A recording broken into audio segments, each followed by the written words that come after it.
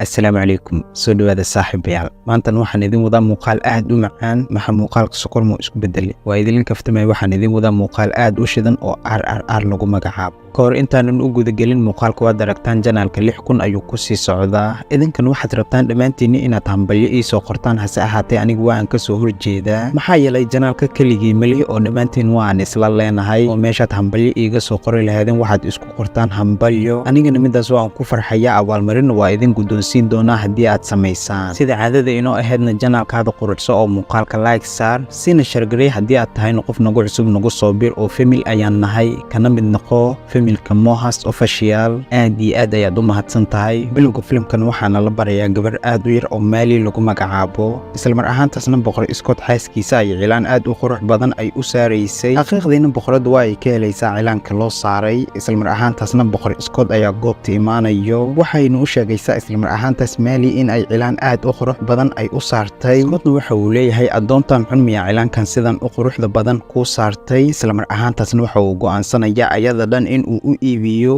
sida alaabti oo kale hooyadeeda iyo aabaheedana xaqiiqdii taas kuma aysan faraxsaneen hase ahaatee xoog ayaa loogu faanayay balse hooyo waa beer wax dhale oo isla mar ahaantaas sidaas aagama harayso gaariga gabadheeda saarneed ayayna isla mar ahaantaas hortiisa isku dhigaysaa Scott ayayna ku codsanaysay in uu iska siiyo gabadheeda maxaa yeelay waxay u sheegaysaa inay aad iyo aad ugu baahan tahay aysan wax kala dhalin ilaa ayada mooyee balse waxaasi boqor Scott kuma aysan socon isla mar ahaantaasna Maali hooyadeeda si xun ayaa loola dhaqmayaa waliba ayadoo arkayso naftan halkaas ayay aaga bixisay dhamaan inta la jirkeeda ahaayeen hinduudan aad ayay u cabsanayeen xaadirkaasna xukuumadda dalka India waxa gacanta ku hayay boqortooyada Ingiriiska sidee rabaan ayayna muwaadiniinta Hindida ka yeeshanayeen isla mar ahaantaasna adoomin ayay u haysteen dhamaantooda soo ogtiin saaxiibayaal gumeystay Ingiriiska in uu dalka India muddo hal qarn uu iska gumeysanayay yani 100 sano uu asiga ka talinayay ayagoona iska celinaynin isla mar ahaantaasna wixii la rabo laga sameysanayo balse gumeysigii Ingiriiska waxa ka soo horjeestay halyeegii Hindida ahaa ee Mahatma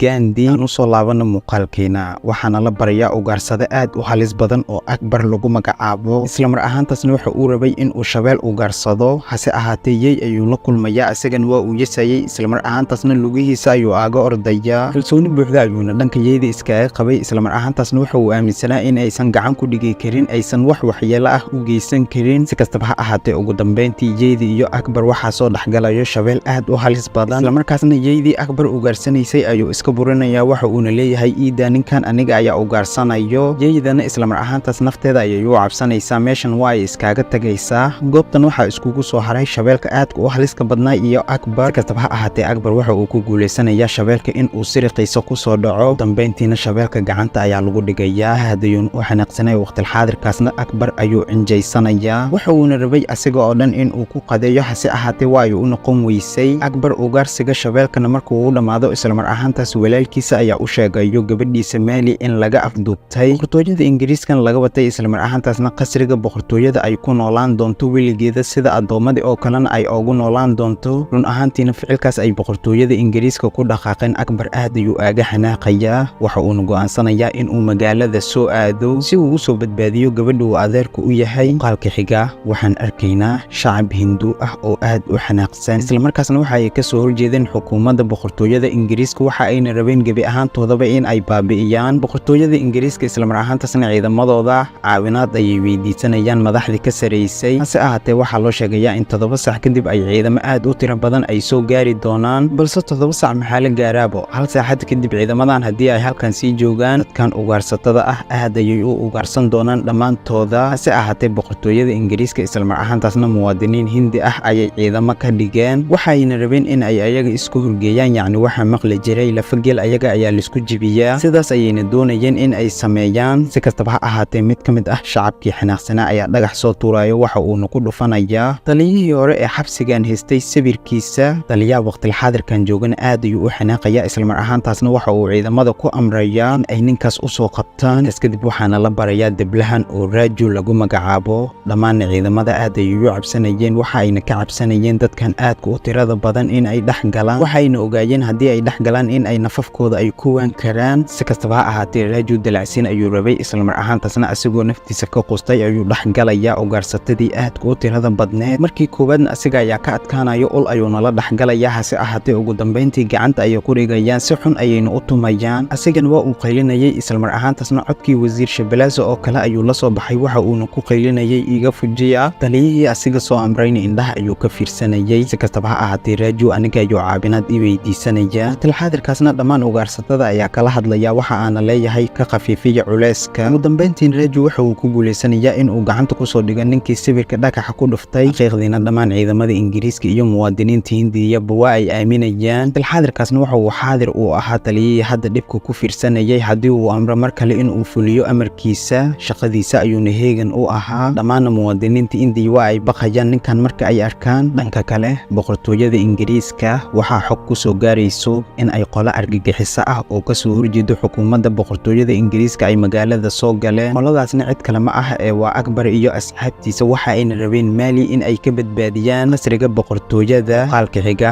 boqortooyada Ingiriiska waxa ay dalacsiin u sameynaysay ciidamadii dadaalay 6dii bilood ee la soo dhaafay. isla mar ahaantaasna 3 qofood ayaa la sheegaya in la dalacsiin doono. halkaasna Raju xaadir ayuu ku ahay, waxa uuna rabay in la dalacsiiyo. maxaa yeelay dadaalkiisa dhammaanteen waan aragnay. xitaa boqortooyada Ingiriiska ciidamadooda iyo muwaadiniinta Hindiya waa ay arkeen dadaalkiisa. waxaana markhaati ka nahay anaga dhammaanteena in aan aragnay Raju oo ku dhawaad 100,000 oo qof hal nin ka soo dhex saarayo, weliba isagoo adeegsanayo awoodihiisa gaarka ah. intaas kadibna ku dhawaaqista ayaa bilaabanaysa. waqti xaadirkaasna mid ka mid ah ciidamada boqortooyada Ingiriiska ayaa lagu dhawaaqayaa, hase ka reebin mar kale mid kale ayaa lagu dhawaaqayaa. Rajuna waxaa rajo aaga jirtay midka saddexaad ee lagu dhawaaqayo in asiga laga dhigo. hase ahaatee nasiib xumo midka saddexaad waxa uu noqonayaa mid ka mid ah ciidamada boqortooyada Ingiriiska. Rajuna markuu arko ficilkaas aadka u fooshaxun aad ayuu u xanaaqayaa. waqti xaadirkaasna ma uusan aqoonin wax uu sameeyo, waxa uuna ka shalaynayaa sida uu naftiisa ugu horay boqortooyada Ingiriiska iyo sida ay ula dhaqmeen. waxaan lagu dhahayaa dhammaantooda inta kale ee soo hartay sanadka dambe ayaa noo balan